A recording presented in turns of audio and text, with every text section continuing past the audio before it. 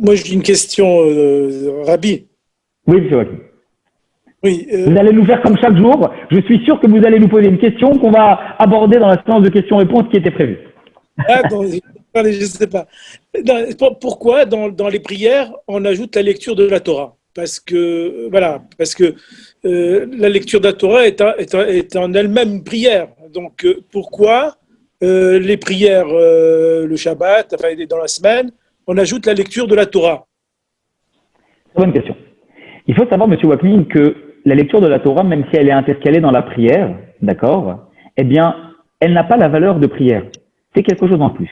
C'est une injonction, d'accord, de devoir lire la Torah à un certain moment, d'accord, qui n'a rien à voir avec la prière. Comme il y a une injonction le lundi, le jeudi, le Shabbat, pour ne pas passer plus que 3 jours sans lire la Torah, d'accord, on a l'obligation de lire la Torah, et qu'en même temps, on doit faire la prière. Alors à ce moment-là, on a intercalé dans la prière la lecture de la Torah. Mais ce sont à la base deux commandements qui sont complètement distincts. Et on ne peut pas considérer une personne qui dit « j'ai écouté la Torah, je suis arrivé à la synagogue, j'ai écouté la Torah, je suis quitte de ma prière ». Non, c'est deux choses qui sont complètement différentes. Elle a certes accompli la loi et elle a respecté le fait d'écouter la lecture de la Torah, cela n'empêche, elle n'a pas encore fait sa prière et elle doit le faire à part. D'accord. Merci. Moi j'ai une question. Oui, c'est bon. Alors, on arrive vers Rosh Hashanah. Oui. Et Rosh Hashanah, c'est l'archétype de la tfila, l'exemple qui sert de modèle à toutes les tfilotes. Et à Rosh Hashanah, Hachem va nous juger, d'accord? Et il va sceller notre sort pour toute l'année. Donc il y a une possibilité du pardon jusqu'à Kippour, il y a possibilité de faire appel jusqu'à Hoshana Rabbah. Et après Hoshana Rabbah, ce qui a été décidé, le din qui a été pris au ciel, va s'accomplir. Dans ces conditions, si dans l'Amida, on a dit qu'il y a 3 premières brachot qui sont des brachot de louange, puis 3 dernières brachot qui sont des brachot de remerciement, à quoi servent les 12 autres brachot intercalaires qui sont des prières où je demande des choses? Parce que si je demande quelque chose et que Hachem a déjà décidé quel va être mon jugement pour l'année, il faudrait, c'est presque du chilul Hachem que de dire je vais apporter une information qu'Hachem ignore. Puisque si je demande quelque chose à Hachem, alors que ça a déjà été décidé, c'est que je vais apporter quelque chose de nouveau. Comment est-ce que je pourrais avoir l'outrecuidance de dire que je vais apporter une nouvelle information à Hachem qu'il ignore? Donc, à quoi servent les brachot intercalaires, qui sont des brachot, enfin, qui sont des prières au sens littéral du terme? Je te prie d'eux, je te demande d'eux. Bonne question, monsieur Blanc. Dans votre question, il y a 2 points, si j'ai bien compris. Le premier point, c'est que vous avez mentionné le fait que l'avenir d'une personne est scellé après Yom Kippour et, d'après certains avis, Hoshana Rabbah.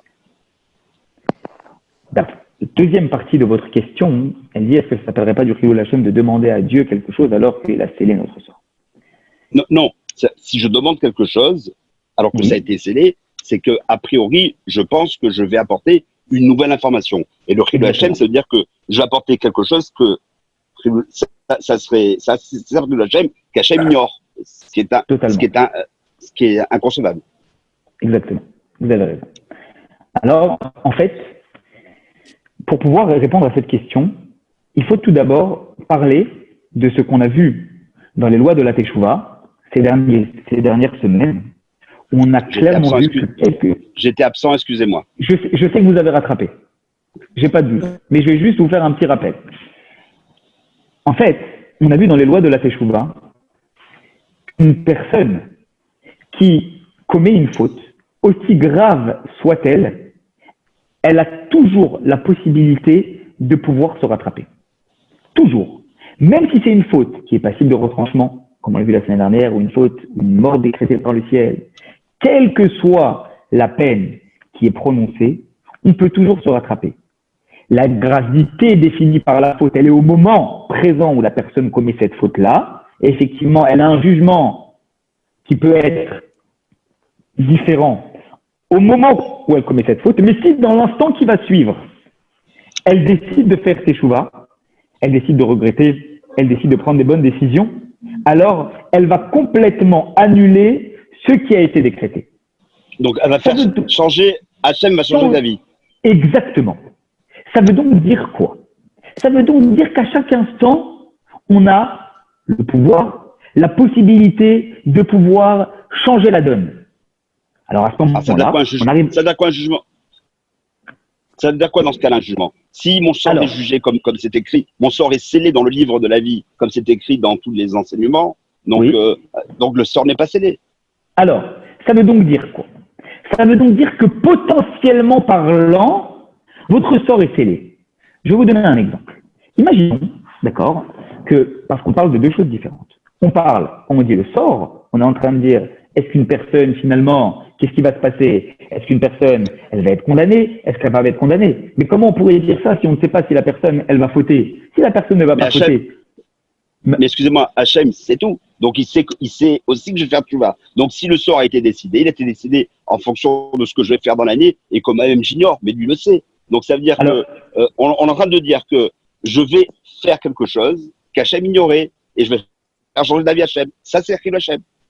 Alors, on rentre dans la notion du libre arbitre, et si je peux me permettre, Monsieur Blum, lorsqu'on parle de libre arbitre, il faut savoir sachons que par rapport à la teshuva, vous avez raison, le plus haut niveau de teshuva, c'est une personne qui est capable de dire, au moment où elle fait teshuva, qu'elle prend Dieu comme témoin, qu'elle ne commettra plus jamais cette faute-là. Ceci étant, on n'a jamais vu, mis à part chez Maïmonide, cette notion-là, une décision prise, d'accord, dans le présent, elle dépend de ce qui va se passer dans le futur. Autrement dit, puisque Dieu, comme vous avez dit, est censé tout savoir, si une personne à l'avenir, elle commet cette faute, ça voudrait donc dire que rétroactivement, elle remet en cause la teshuva qu'elle a fait dans le passé. Donc ça pose problème. Et on n'a jamais vu dans aucune décision halachique que quelque chose de futur peut avoir une portée sur le présent ou sur le passé. À tel point que ça viendrait remettre en cause le décret qui a été prononcé à l'époque, puisqu'à l'époque, le décret il a été prononcé dans une mesure où la personne n'avait pas commis de faute. Mais si à l'avenir, elle recommet des fautes, donc ça veut dire que la teshuva de l'époque n'a pas été complète. Donc ça remet en cause le principe de teshuva déjà de l'époque. Même si dans les décisionnaires halachiques, il n'est jamais précisé cette notion-là, effectivement, le niveau de shlemut teshuva, le niveau ultime de la teshuva, il faut qu'une personne, au moment présent où elle prend la décision, ça ne veut pas dire que concrètement parlant, elle va le faire.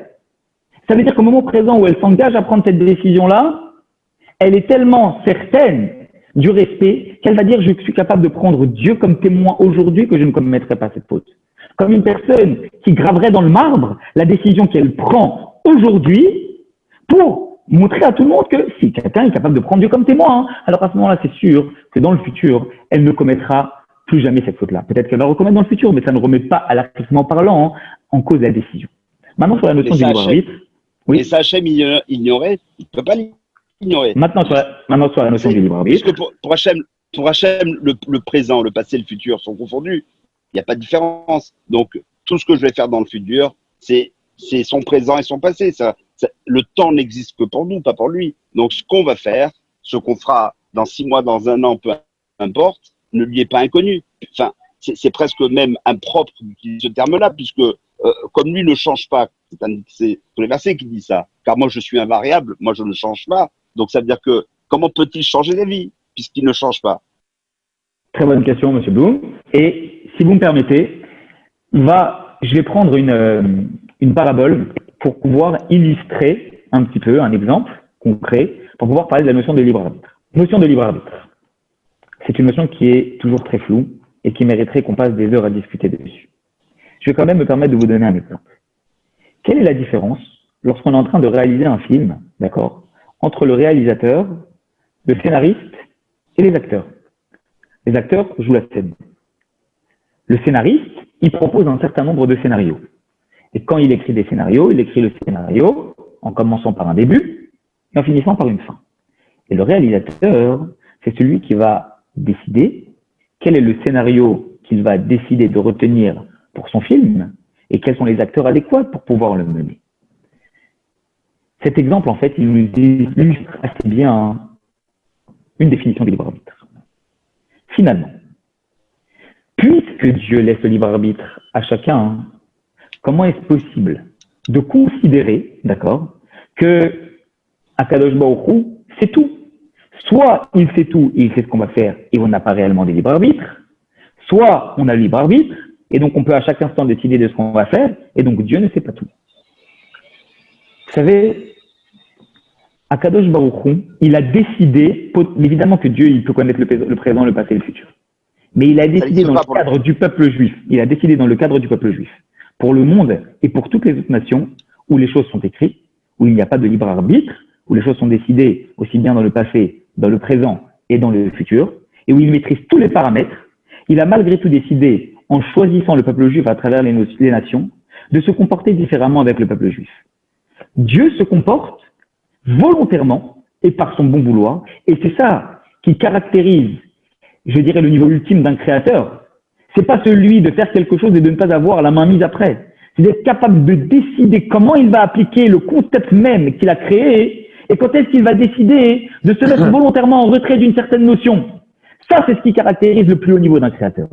Alors effectivement, pour le monde et pour toutes les nations, Dieu a décidé de connaître le présent, le passé et le futur, et il n'a pas donné le libre arbitre. Ça n'empêche. Pour le peuple juif, Akadosh Baruch Hu a décidé de se comporter comme un scénariste. Ça veut dire qu'effectivement, Dieu, il écrit tous les scénarios possibles et inimaginables qui peuvent se produire, quelle que soit la situation à l'instant T qu'une personne peut vivre. Est-ce que ça veut dire qu'une personne, Dieu, elle sait comment la personne elle va agir? Non, c'est pas qu'elle sait pas. C'est que Dieu ne veut pas savoir et elle laisse l'entière décision à la personne de choisir à n'importe quel moment de ce scénario qui est déjà écrit depuis le début jusqu'à la fin, de faire tel ou tel choix. Mais si une personne, elle dévie du scénario initial qui avait été fixé, Dieu, il a créé des passerelles entre les différents scénarios. Si une personne, elle dévie du scénario initial, alors effectivement, elle va bifurquer sur un nouveau scénario. Et si elle bifurque sur un nouveau scénario, qu'est-ce qui va se passer? Alors à ce moment-là, la suite du scénario qui a permis d'être accessible par la nouvelle passerelle qui a été créée, Dieu la connaît. Mais une personne, elle peut décider encore de bifurquer. Ce qui veut donc dire que Dieu sait potentiellement, en tant que scénariste, ce qui se passe au début d'une chose et ce qui doit se passer à la fin d'une chose si on suit le chemin tel qu'il a été emprunté depuis le début. Mais si une personne, elle décide, en cours de route, de faire ses choix, ou de faire les choses différemment, ou de voir les choses d'une autre façon, alors à ce moment-là, elle a le libre arbitre de décider de changer de scénario, mais le scénario jusqu'au bout, il est appliqué et il est applicable. Mais ça, c'est uniquement dans le cadre du peuple juif. Nous sommes les acteurs, nous sommes les réalisateurs parce que c'est nous qui décidons du scénario que nous allons employer, mais Dieu, alors qu'il est tout à la fois, il a décidé dans le cadre du peuple juif d'être le scénariste de la scène. Je ne voudrais pas monopoliser le temps des questions-réponses, mais la quatrième de couverture du Midrash raconte, de tous les volumes du Midrash raconte, dit que, enfin, vous la connaissez sans doute mieux que moi, enfin, en tout cas en français, je ne sais pas comment c'est dans les autres langues, mais la quatrième couverture dit que lors de la conception d'un être, hein, donc il y a une Neshama qui est prise dessous le trône d'Hachem et qui est précipitée dans la goutte initiale qui va former l'être, etc. Et qu'à ce moment-là, donc au moment de la conception, tout le destin de l'individu est déterminé. D'accord? Combien d'enfants il va avoir, combien d'années il va vivre, quelle va être sa parnassa, avec qui il va se marier, etc., etc. Une seule chose n'est pas décidée, n'est pas définie, c'est Yirat Shamaïm, ou c'est est-ce qu'il va se comporter comme un tzaddik, comme un rachat, comment il va arpenter cette vie qui a été définie pour lui. Bon, évidemment, vous allez me sortir des contre-exemples comme le roi David qui ne devait pas vivre ce qu'il a vécu, etc. Bon, il y a quelques contre-exemples, mais le Midrash est très clair. C'est que tout est défini, une seule chose n'est pas définie et qui reste dans les mains de l'homme, c'est comment il va arpenter cette vie qui lui a été donnée.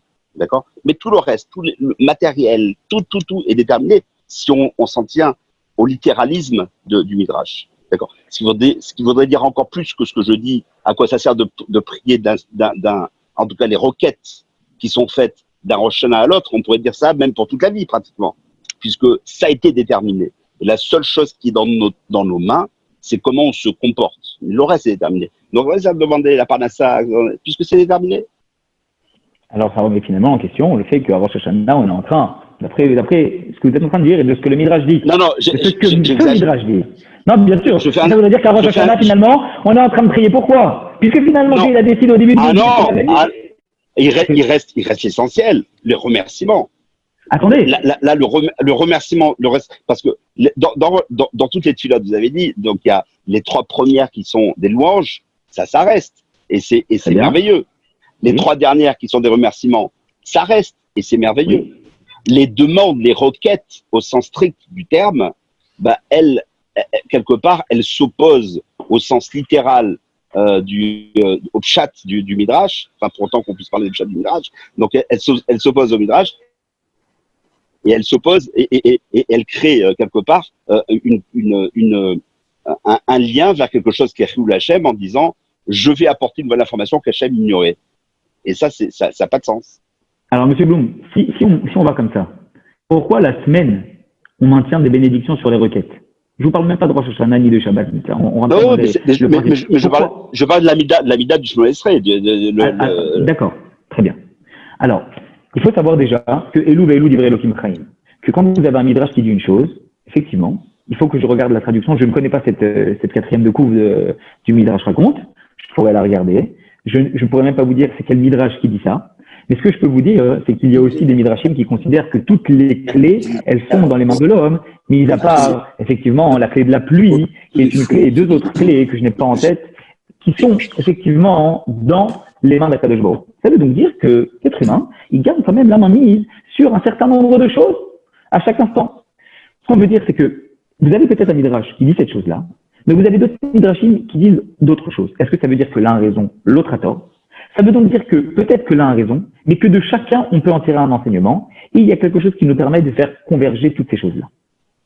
Ce que je veux vous dire, par contre, de façon sûre, c'est qu'il est écrit dans ma Sechet Nida que Mashbin Oto Teitadik Ve'al Teiracha. Ça, c'est sûr, on fait jurer à un enfant quand il est dans le ventre de sa mère, à la Neshama, qu'il doit être un tzaddik et il ne doit pas être un rachat.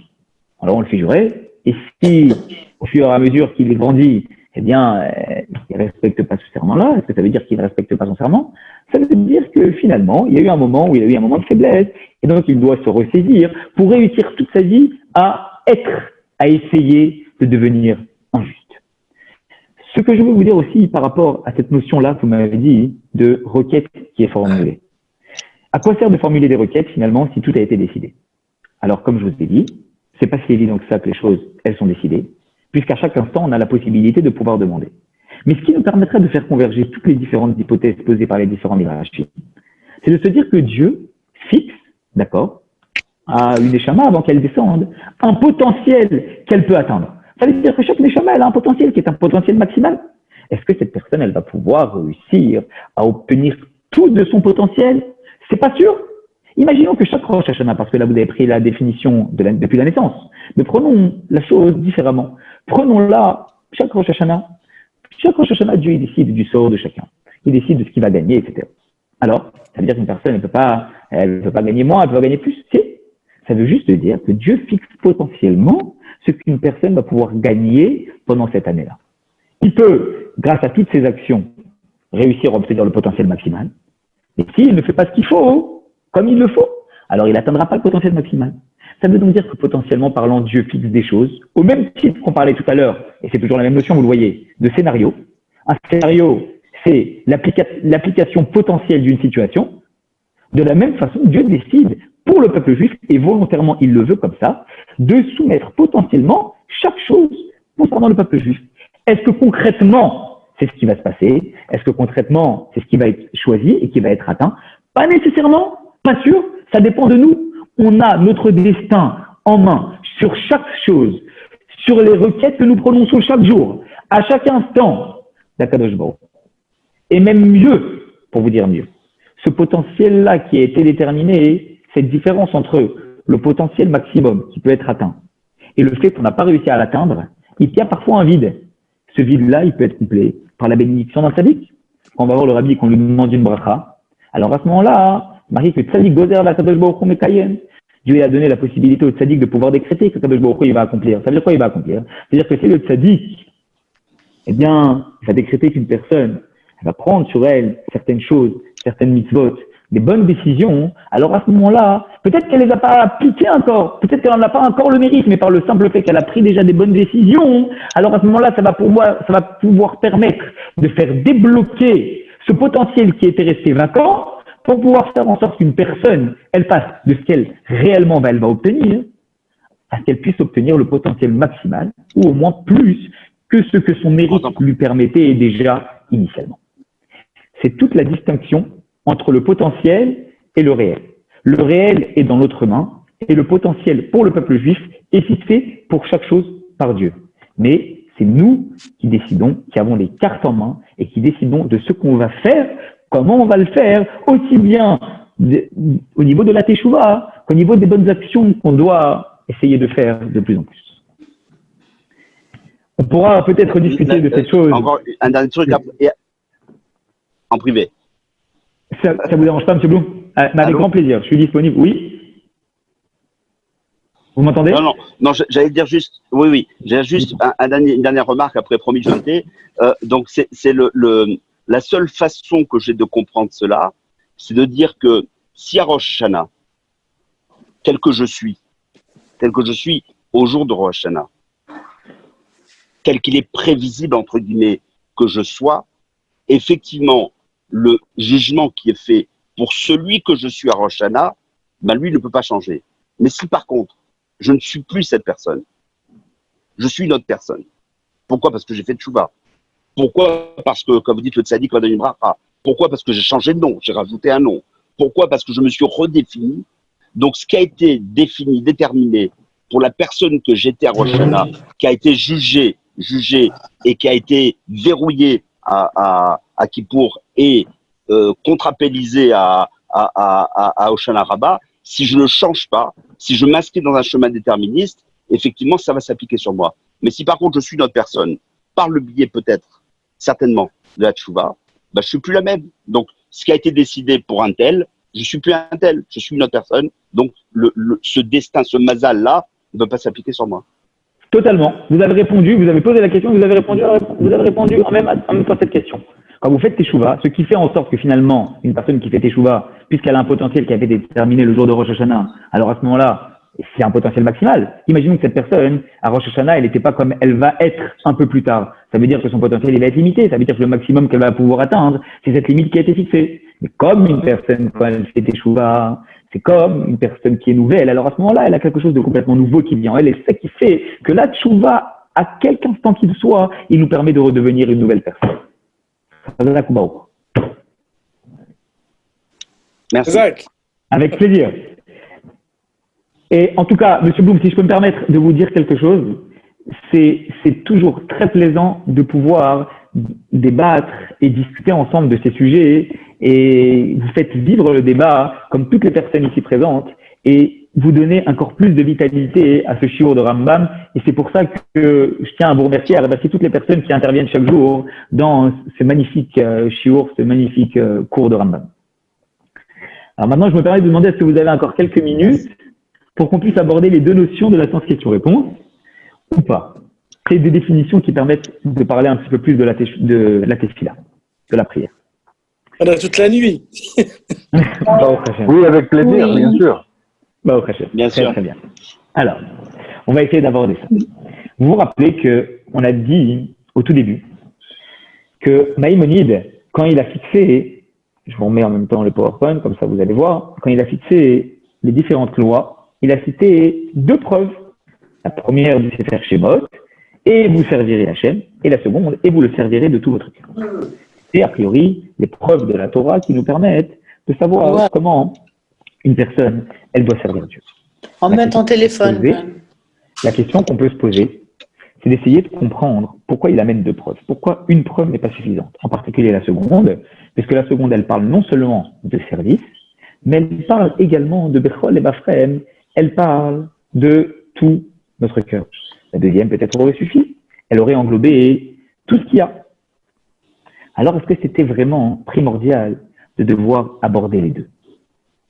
Pour comprendre cela, il faut savoir que, en vérité, à la suite du verset qui parle du service, et uniquement du service, il y a quelque chose qui suit. Il est écrit que Akadosh Baruch Hu va bénir notre pain et notre eau, juste après. Ça veut donc dire qu'il y a un lien entre le fait de servir Dieu et le lien que Dieu va bénir notre pain et notre eau. Ça veut donc dire que la prière, d'après la Torah, elle a ce devoir de requête. Au même titre qu'une personne, elle va demander à Dieu sa subsistance, le pain, l'eau, ce sont des produits certes de première nécessité, mais une personne elle va demander, le principe de requête humaine, eh bien, une personne, elle a le devoir également de considérer cette chose-là à l'intérieur même de la prière. Ce qui veut dire que la prière, elle a deux notions. La première notion, c'est la notion de service. Effectivement, en tant que requête, je demande mes besoins à Kadosh Baruch Hu. Une personne va dire, comment je peux demander mes besoins en tant non? La prière, elle est là pour demander à Kadosh Baruch Hu, pour demander à Dieu. Et la seconde, c'est où le Ovdo Bechol Evafren, de le servir de tout notre cœur. Ça veut dire qu'une personne a le devoir de se connecter avec Akadosh Baruch Hu. Donc, dans la prière, on a ces deux notions. On a la notion de connexion avec Akadosh Baruch Hu, qui est primordiale, connexion avec Dieu. Et on a la seconde notion, qui est la notion où la personne, qu'est-ce qu'elle va faire? Elle va devoir demander ses besoins à Dieu. Mais c'est pas l'un, d'après la Torah, c'est pas l'un ou c'est pas l'autre, c'est les deux. On a le devoir de demander à Dieu et on a le devoir également de nous connecter à lui. On retrouve cette notion-là, ces deux notions-là, à propos de l'ordre des prières. Vous vous souvenez qu'on a posé la question tout à l'heure en début de cours, on a dit, il y a un petit souci. Parce que, quelle est la première prière de la journée? Est-ce que c'est Shacharit? Est-ce que c'est la prière du matin? Et donc, ça va dans quel ordre? Matin, après-midi, soir, ou la première prière, c'est la prière du soir. Soir, matin, après-midi.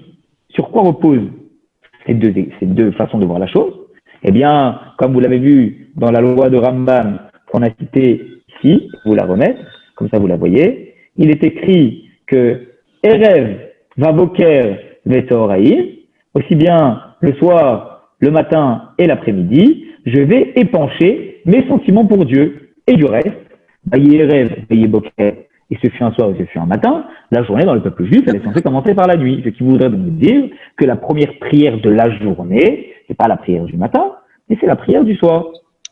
Alors, ça pose un certain nombre de questions. Eh bien, tout d'abord, une personne qui, a priori, ne fait pas la mida de Shacharit, elle rate la mida de Shacharit, comme on va le voir, la mida du matin, comme on va le voir dans les lois qui vont suivre, dans les prochains chapitres. Elle peut faire 2 fois la mida de Mincha. Une prière qui rate la mida de Mincha, est-ce qu'il peut faire 2 fois vite? Non. Pourquoi? Parce que c'est un changement de journée. Donc, si c'est un changement de journée, a priori, à partir du soir, on recommence une nouvelle journée, donc soir, puis ensuite matin, et ensuite midi. Donc, ça commence à partir du soir. Sauf que ce qui se passe, c'est qu'a priori, le premier des patriarches, c'est Abraham. Pourquoi Abraham, il a institué la prière de Shacharit, la prière du matin? Il n'a pas institué la prière de Harvit, la prière du soir. D'un autre côté, on peut se dire que la première prière, c'est laquelle? C'est celle du matin. Pourquoi? Parce que les sacrifices qu'on appelait les Kodashim, les sacrifices qui étaient saints qu'on apportait dans le temple, comment ça se passait? Ça se passait qu'on apportait le sacrifice, effectivement, le matin, et on pouvait le manger donc la journée, et la nuit, jusqu'à Chatzot, jusqu'à la moitié de la nuit. Ça voudrait donc dire que puisque la prière, elle est liée au sacrifice, et que le sacrifice, il suit pas le principe nuit, jour, mais jour, nuit, alors à ce moment-là, la première prière de la journée, c'est celle du matin. Alors comment on fait pour comprendre? L'ordre des prières, c'est quoi? La première prière, c'est Harvit, le soir, ou la première prière, c'est Shacharit, c'est le matin. La journée, elle commence comment? Elle commence par le soir, ou elle commence par le matin, dans le cadre de la prière. Et c'est là que les deux notions citées de façon totalement sous-entendue par Maïmonide dans sa première loi, où il aborde 2 versets qui peuvent nous paraître peut-être, il y en a un qui peut nous paraître superflu, parce qu'il aurait pu s'en contenter d'un. Un seul. Pourquoi en citer 2? C'est là qu'on voit la puissance qui se cache derrière les 2 versets abordés par Maïmonide. De la même façon que Maïmonide, il a voulu nous citer 2 versets, comme on l'a dit au début, pour nous pas dire que la prière, elle contient en elle-même 2 notions. La notion de demander ses besoins à Kadosh Baruch Hu, et la notion de vouloir s'épancher et se rapprocher de Dieu.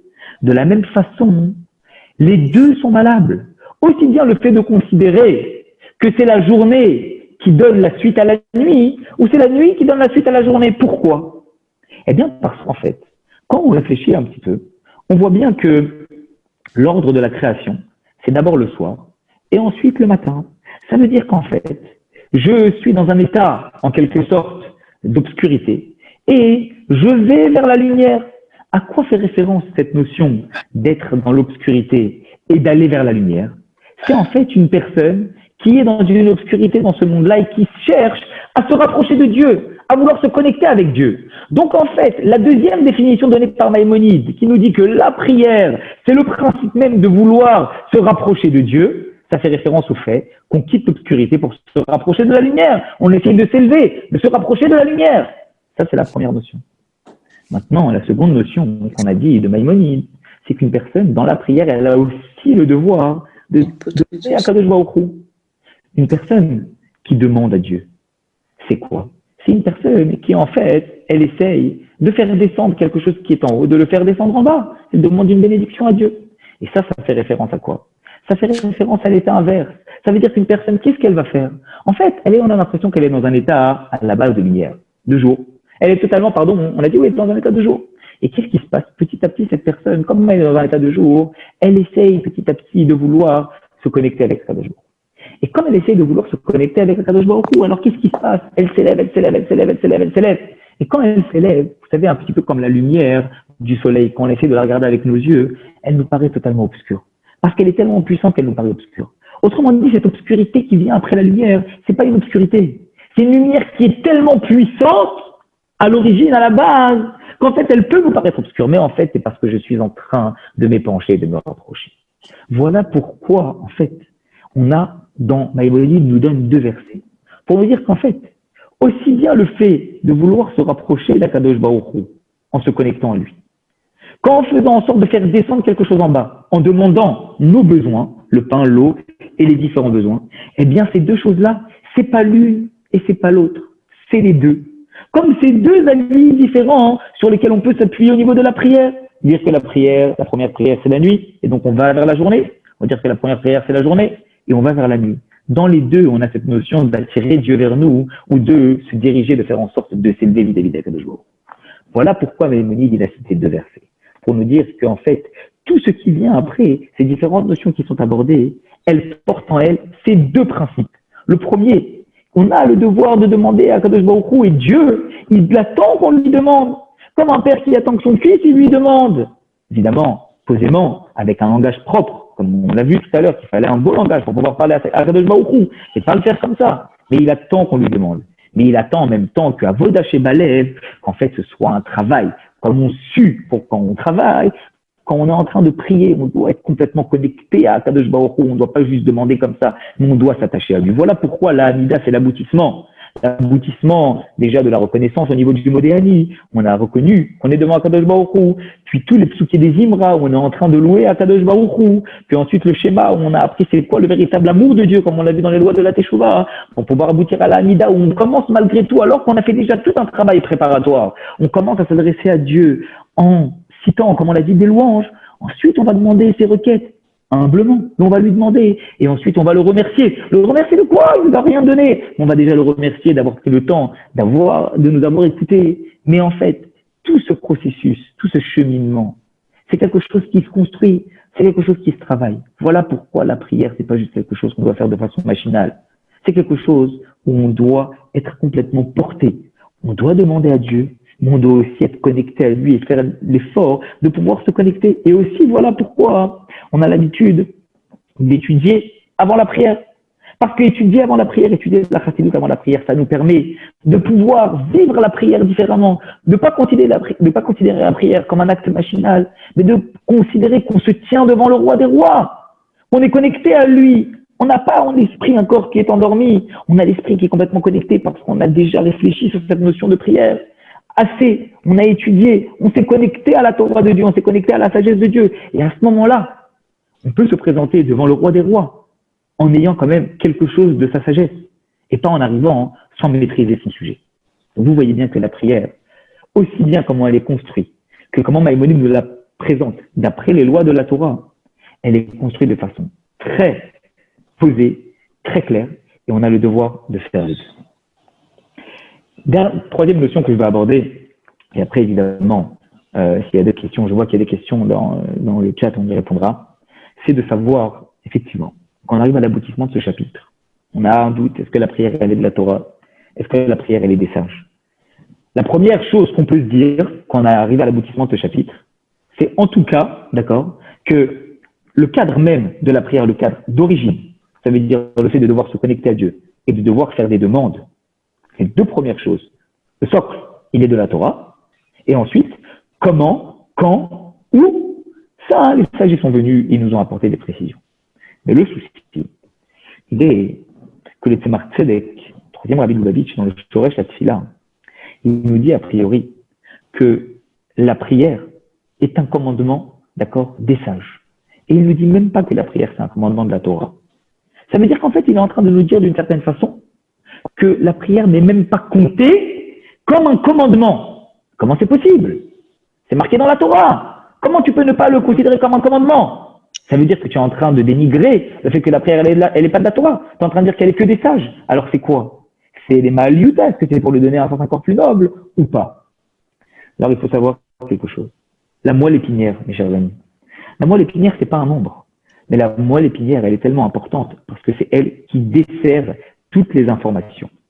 Et en fait, c'est pas un nombre à part entière parce que c'est une part de chacun des membres. Parce que si on n'a pas la moelle épinière, les autres membres ne peuvent pas s'exprimer. Donc la grandeur de la moelle épinière, c'est pas d'être un membre à part entière. C'est d'avoir une part dans chacun des autres membres du corps. Voilà pourquoi le Tzemar Tzedek n'a pas considéré que la prière fait partie. Il nous cite l'écouter Torah de l'Admor HaZaken, où là-bas l'Admor HaZaken ne considère pas la prière comme étant une mitzvah dans le nombre. Parce qu'en fait, la prière, elle est tellement importante que c'est la moelle épinière de toutes les mitzvot. Elle a un lien avec chacune des mitzvot, avec chaque commandement.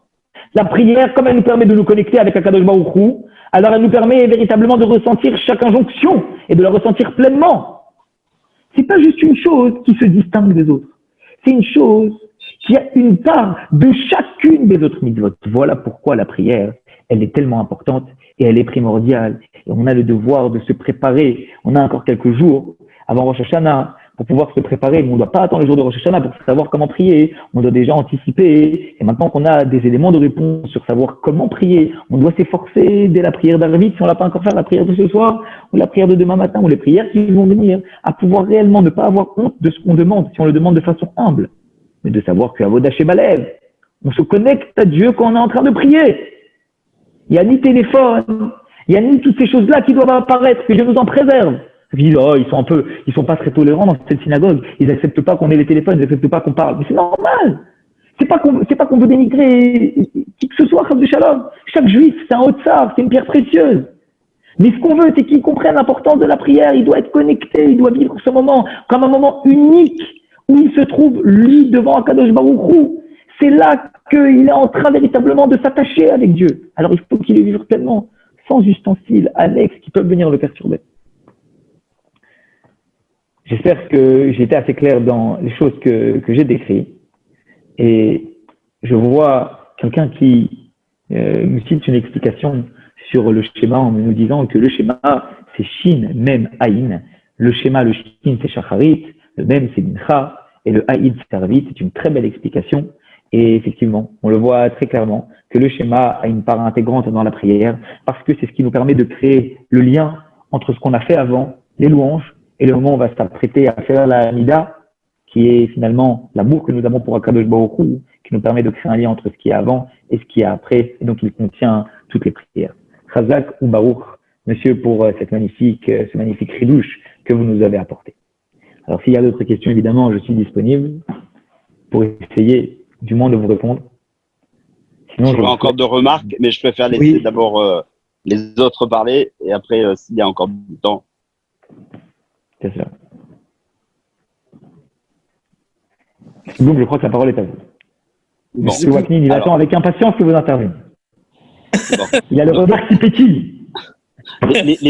La première, c'est qu'on a parlé de la nuit, du jour, etc. Et si la nuit et le jour étaient confondus? Parce que dans Maaseh Bereshit, qu'est-ce qu'on nous dit au tout début? Dans les œuvres de la création d'Hachem, la première chose qu'il a faite, c'est qu'il a séparé la lumière de l'obscurité. Ce qui veut dire que dans le monde d'avant, dans ce qui était antérieure à notre monde, la lumière et l'obscurité sont confondues. La lumière et l'obscurité sont ensemble, elles sont mélangées. C'est pas l'une à l'exclusion de l'autre, c'est pas la lumière qui chasse l'obscurité, ou c'est pas l'obscurité qui est l'absence de la lumière, c'est la lumière et l'obscurité sont confondues. Bon, ça c'est première remarque. Deuxième remarque, comme on dit souvent que le début contient, le réchit de quelque chose contient la substance de tout ce qui va suivre. Quand on fait l'amida, on commence par quoi? Hachem sefatai tifta ufiyagit elatera. Ouvre ma bouche et que je dise tes louanges. Donc en réalité, c'est-à-dire quoi? C'est quand je fais la tfila, je n'existe plus. J'ouvre ma bouche et je deviens simplement un média, un canal pour dire les louanges d'Hachem. Donc toute cette notion de louange, de requête, c'est simplement, je deviens le vecteur qui ouvre sa bouche et qui dit ce qu'il a à dire, ce que Hachem veut qu'il dise. Autrement dit, c'est un bitoul complet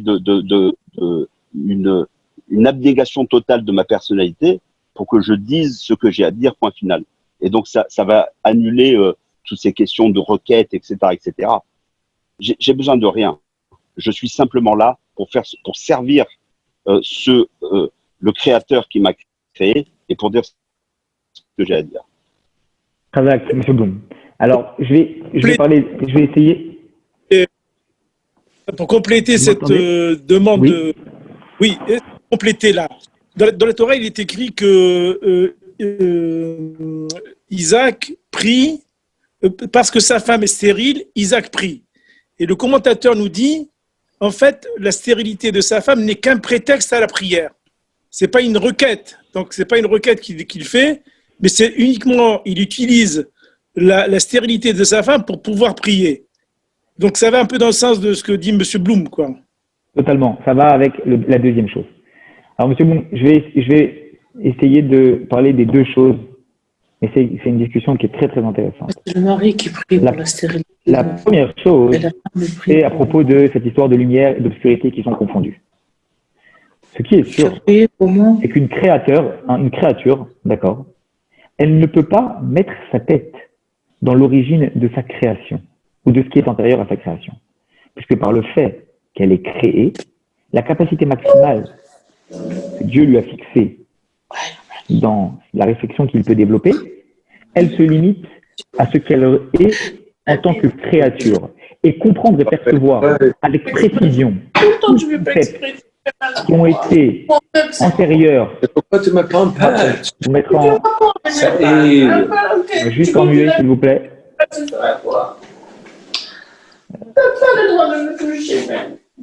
Excusez-moi.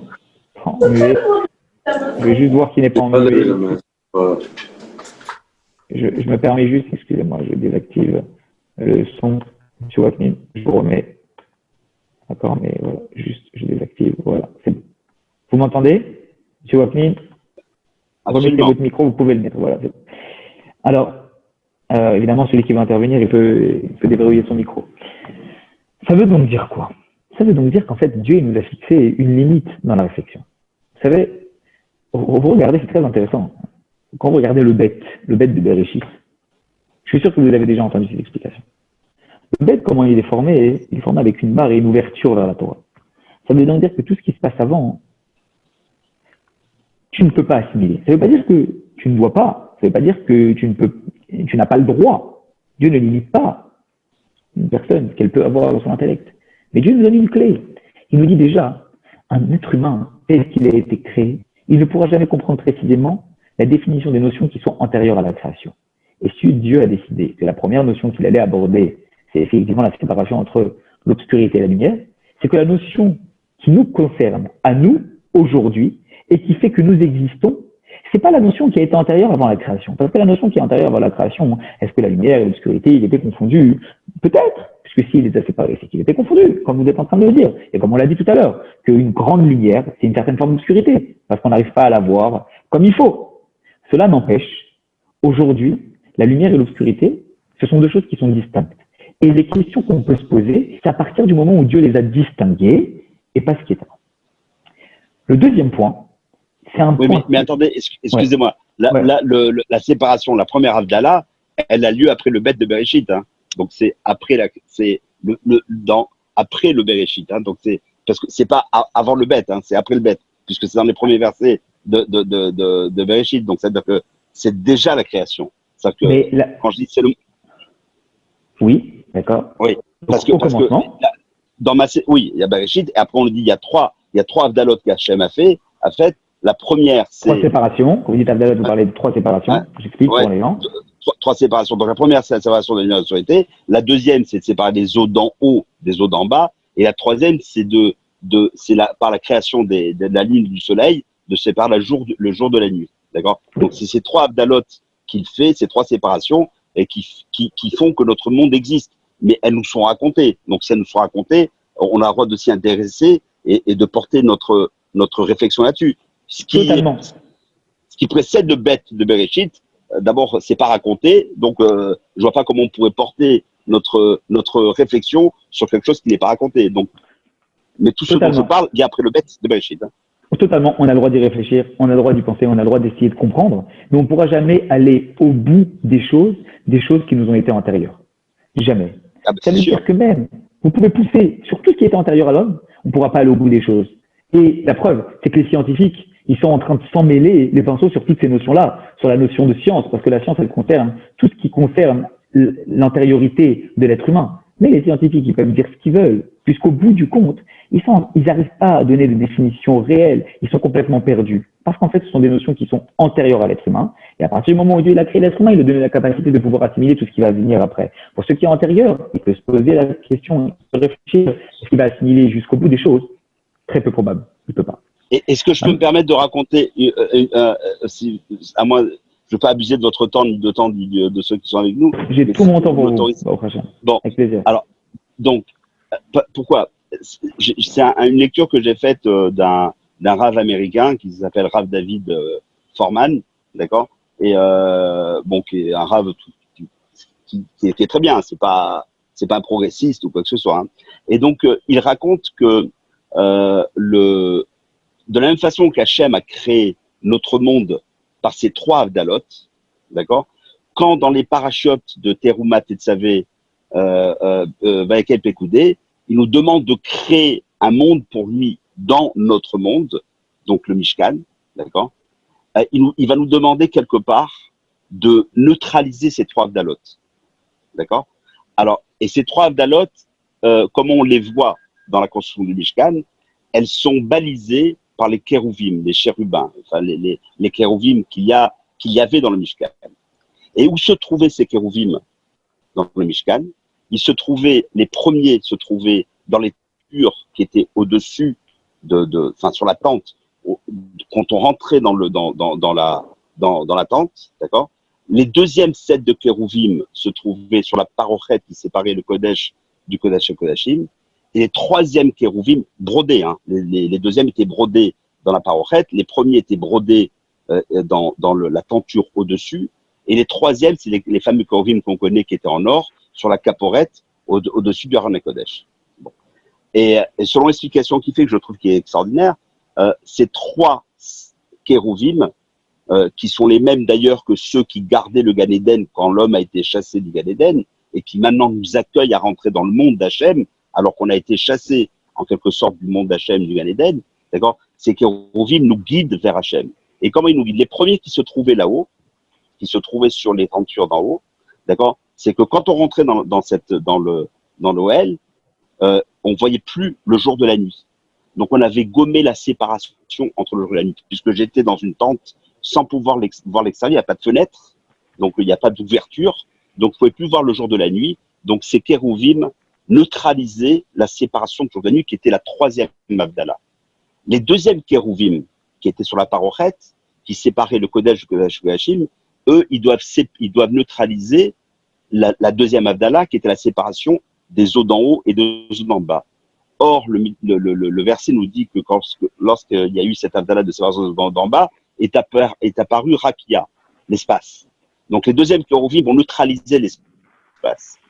Et il y a, je crois que c'est dans la Maseret Yoma, où on nous dit que dans le Kodesh HaKodashim, il y avait, pas dans le Kodesh HaKodashim, dans le Kodesh HaKodashim du Beth Amikdash, pas du Mishkan, il y avait donc à gauche du Aaron 10 amot, à droite 10 amot, et l'ensemble faisait 20 amot, comme si le Aaron ne prenait pas de place.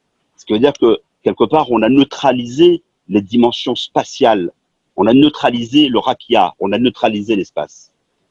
Et la troisième Abdallah, qui reste à démonter, à détricoter en quelque sorte pour remonter dans le monde d'Hachem, c'était la séparation de la lumière de l'obscurité. Et ces troisièmes-là, ils se trouvent où? Si on suit toujours nos guides, qui sont les kérouvim, sur la caporette au-dessus du Aron HaKodesh. Et qu'est-ce qu'il y avait dans la Kodesh? Il y avait la Torah. Et il y a un très très vieux midrash qui dit qu'avant que la Torah soit donnée à l'homme, elle était écrite en lettres de feu, de lumière, en lettres noires, de feu noir, sur un parchemin de lumière blanche. Ce qui veut dire que la Torah, elle associait ce feu noir, cette obscurité, avec la lumière du papier, enfin du parchemin sur lequel c'était écrit, qui est la lumière. Donc lumière et obscurité étaient mélangées dans la Torah avant qu'elle était donnée à l'homme. D'accord. Très beau Kérouche, très belle explication. Il prépare quelque chose. Il le prépare à l'avance. Il va nous faire un putsch. Après-demain, c'est Michael qui au Bezrat Hashem. Je ne vois rien du tout. C'est comme la bar mitzvah de mon fils, c'était Kitissa, donc on en a parlé très longuement avec mon fils de ça. Magnifique. Alors, Michael, M. Wakmin, regardez, juste pour dire quelques mots sur la deuxième question que vous aviez posée tout à l'heure. Il y a une question aussi qui m'a été posée dans le chat, on va y répondre juste après. Vous avez dit, Hashem se va et la terre. C'est quoi cette histoire de requête? Si j'arrive au moment de la Mida à un aboutissement et la négation totale, alors à ce moment-là, c'est quoi cette histoire que je demande des requêtes à Dieu? Alors en fait, ça, attention, on parle du niveau ultime. On ne peut pas dire, pas une personne, elle pense que si elle n'atteint pas le niveau dont on va parler maintenant, alors à ce moment-là, elle n'est pas quitte de sa prière. Le niveau ultime, c'est d'être en mesure de formuler des requêtes à Dieu uniquement parce que Dieu, il nous enjoint à le faire, comme il a dit Rambam. Puisque dans la prière, il y a deux notions, il y a la notion de s'attacher avec lui, il y a la notion de faire demander des requêtes. Il me demande de le faire. La seule raison pour laquelle je vais le faire, c'est parce qu'il me demande de le faire. Exactement. Parce que moi, je ressens quelque chose. Je le fais parce que Dieu, il me demande de le faire. Ça veut dire qu'on est tellement attaché à Dieu que la raison pour laquelle on va faire les requêtes, on va demander à Dieu des requêtes, c'est parce qu'il nous demande de le faire. Ça, c'est le niveau ultime de la soumission. Où tout ce qu'on va faire, on va le faire uniquement parce que Dieu, il nous demande de le faire. Et par rapport à ça, sans rentrer dans les détails, les mishpatim, les commandements que nous comprenons, alors c'est quoi? Il y a des commandements qu'on comprend, des commandements qu'on ne comprend pas. Rabbi nous explique que les mishpatim, les commandements que nous comprenons, c'est pas parce que c'est mal propre et c'est malhonnête que je ne vais pas voler, que je ne vais pas tuer, etc. C'est parce que Dieu, il me demande de faire ces choses-là. Ça veut dire que je ne vais pas faire la Torah parce que cette chose-là, je l'intègre. Et je vais la faire parce que Dieu me demande. Et même les choses que mon esprit arrive à admettre, arrive à comprendre, je vais les faire seulement et uniquement parce que Dieu il me demande de le faire. Et ça, c'est le niveau ultime. C'est le plus haut niveau. Et Alva, tout le monde, y arrive. Pour tout le monde, même pour Moshe dans Vaïtranan, où il demande est-ce qu'on va rentrer en Israël, et Hachem lui dit non, faut pas que tu nous demandes ça. Moshe Rabbeinu, il a demandé à rentrer en Eretz Israël, parce que vous avez vu, à chaque fois que Moshe Rabbeinu, il a fait une demande, c'est une demande qui n'a jamais été faite pour lui. C'est une demande qui a été faite pour le peuple juif. Des fois, quand on regarde le langage avec lequel Moshe Rabbeinu il s'adresse à Kadosh Baruch Hu, on dit, mais un homme simple, il ne s'adresserait pas à lui. De quel droit Dieu, Moïse, il s'adresse comme ça? Parce que Moshe Rabbeinu, son être, toute son essence, elle était d'être au service du peuple juif. Et Dieu, jamais il lui en a porté rigueur. Parce qu'il était tellement investi pour le peuple juif. Un chef de génération, c'est ça, un chef de génération, il peut s'exprimer d'une certaine façon. Pas parce que son intention, elle est concernant son être, mais son intention, elle est tellement vouée aux autres que son être, il est voué aux autres. Donc Moshe Rabbeinu, même quand il me demande pour rentrer en Eretz Israël, c'est pas par rapport à lui, c'est parce qu'il sait que quand il rentre en Eretz Israël, ma chère, il serait venu, et à ce moment-là, etc., etc. Alors à ce moment-là, il y a beaucoup de midrashim sur la question, mais en tout cas, ce qui est sûr, c'est que ça aussi, il l'a fait pour le peuple juif, et il l'a pas fait pour lui. C'est pas une requête personnelle, c'est une requête pour les autres. C'est marqué que celui qui demande pour les autres, il est lui répondu en premier. Mais la question, elle n'est même pas de savoir est-ce qu'on est répondu en premier. La question, elle est, est-ce que je vais demander pour les autres, que je vais m'investir pour les autres. Et en s'investissant pour les autres, c'est sûr qu'après ce qui va se passer, Dieu il va s'occuper de nous. Parce que quand on s'occupe des autres, Dieu il s'occupe de nous. Mais nous, ce qui compte, dans le niveau ultime, c'est de s'occuper des autres. C'est de donner au maximum à ceux qu'on peut donner sans limite. Parce que Dieu, il nous donne sans limite, et nous aussi, il faut qu'on donne sans limite, et c'est comme ça qu'on arrive véritablement à accomplir la volonté de Dieu. Et je vais me permettre de répondre juste à une question qu'on m'a posée dans le chat. On m'a demandé, pour faire la tchouva, pour les prières personnelles, est-ce qu'il y a un moment propice, la mida, la nuit, le Shabbat, parler à voix haute ou non? Alors, pour parler à voix haute ou pas, la question, elle est de savoir, parce que vous voyez bien qu'il y a des communautés qui prient toute la fila à voix haute, des communautés qui prient à voix basse. La question est de savoir de quelle façon on va pouvoir se connecter réellement avec Dieu. Celui qui, pour se connecter avec Dieu, je parle pas des mots des mots de la tfila où on doit quand même s'entendre. Je parle à voix haute, ça veut dire fort. Pas de ça. Dit, à ce moment-là, une personne qui a besoin pour se connecter à Dieu de devoir dire la prière fort. Alors à ce moment-là, il faut qu'il la dise fort. Et celui qui a besoin, au contraire, pour procéder à son introspection au moment de la prière, parce que c'est Avoda chez Balev, le service qui est dans le cœur. Donc il y a une introspection à faire, de dire les mots doucement. Alors qu'il dise les mots doucement. Mais chacun selon ses coutumes. Maintenant, est-ce qu'il y a un moment adéquat pour pouvoir faire ses demandes? Alors, dans la Hamida, il y a un moment qui est réservé à ça. C'est le moment avant de dire qui attache Shomea Tefila de Kolpe, Baruch Ata Hashem Shomea Tefila, juste après le Retsé dans la bénédiction de Shema Kolenu. C'est un moment où on peut intercaler des demandes personnelles. Maintenant, si vous me parlez de façon générale, est-ce qu'il y a un moment propice pour demander des choses à Kadosh Baruch Hu? Alors, on sait qu'il y a un Et Ratson. Il y a un moment propice qui est fixé. Rabbi Shimon Bar Yochai, il aborde dans le Zohar. C'est le moment où il y a le renouvellement des gardes des anges. Et ce moment-là, c'est le moment de Chatzot Halayla, au moment de la moitié de la nuit. Alors en général, quand on a des choses à demander qui sont vraiment des choses qui sont importantes, comme c'est le moment où on a le droit de commencer à dire des Télim à partir de Chatzot, alors on commence à dire des Télim au moment de Chatzot. Comme vous voyez que pendant les veillées, c'est à quel moment qu'on commence à dire les Télim? C'est au moment de Chatzot, au moment de la moitié de la nuit, parce que c'est un moment qui est propice. Quand on a besoin de faire des demandes particulières, si on en ressort le besoin et qu'on cherche un moment propice, c'est le moment où les nouvelles gardes d'anges qui sont au service de Dieu, elles recommencent à fonctionner, c'est le nouveau cycle qui recommence, et c'est au moment de Chatzot Halayla, au moment de la moitié de la nuit. Mais Dieu, il nous exauce à chaque instant, que Bezrat Hashem, Dieu, il nous apporte une bonne et douce année, qui nous envoie beaucoup, beaucoup de bénédictions, et qu'on puisse vraiment se connecter à lui par l'intermédiaire de notre prière, et par l'intermédiaire de la Torah et des Mitzvot. Bonne slichot pour Chatzot Halayla de Motzei Shabbat. Exactement, ça introduit les slichot de Motzei Shabbat, très très belle slichot, Bezrat Hashem, on va se connecter à Dieu. Dites-moi, Rabbi, mais quand est-ce que les Juifs ils dorment? Le rabbi ne dormait pas. Le rabbi, il dormait pas. Parce que quand on est au service des Juifs, on dort pas. On dort pour peut-être avoir quelqu'un. Si on dort, c'est pour avoir des forces. Alors une personne qui a besoin de dormir pour avoir des forces, elle va dormir plus ou moins. Une personne qui, petit à petit, qui arrive à se déconnecter, d'accord, de ses besoins corporels, il faut dormir. Parce qu'il faut, le but est d'utiliser le corps pour le mettre au service de la Torah.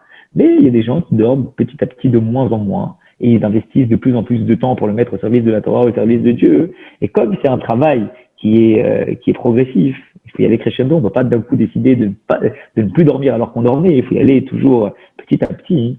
Il y a j'ai entendu de la bouche d'un de ses fils qu'une personne qui travaillait énormément, il travaillait dans un ministère en France, et il a traduit les 3/4 de tous les livres que vous avez sur le marché qui sont édités par les éditions du Beth Lubavitch. Il avait écrit une lettre au rabbi. Il savait que le rabbi ne dormait pas. Il a écrit une lettre au rabbi, il a dit au rabbi, j'ai une question. Comment il faut que je fasse pour moins dormir? Parce qu'il avait tellement d'occupations, il avait son travail la journée, et il avait des livres et des livres et des livres et des livres à traduire. Quand vous regardez la quantité de livres qui ont été traduits dans les éditions du Beth Lubavitch, c'est énorme. Comment il a fait? C'est Chaim Elul, non? Exactement, oui. Totalement. Alors, il a écrit au rabbi, et le rabbi, il a reçu une réponse. C'est un de ses fils qui m'a dit qu'il a reçu une réponse. Le rabbi lui a dit qu'il fallait y aller crescendo. Qu'on ne peut pas du jour au lendemain décider de plus dormir.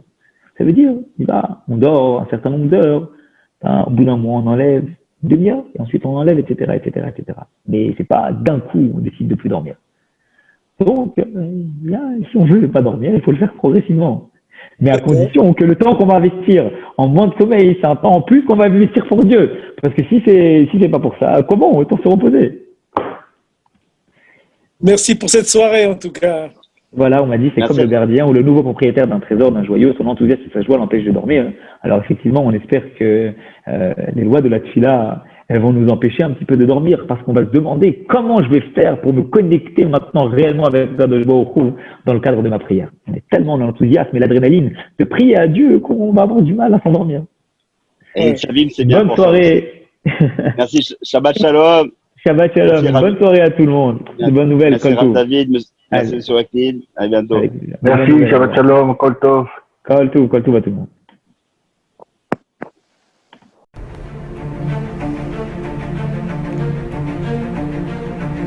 Et si connaître toute la Torah était possible, plongez-vous dans les joyaux de la Torah. Étude du Rambam, le Maïmonide, cours de qualité par des rabbins francophones aux 4 coins du globe. Un chapitre chaque jour, à raison de 20 minutes, pour finir en moins de 3 ans l'apprentissage de la Torah.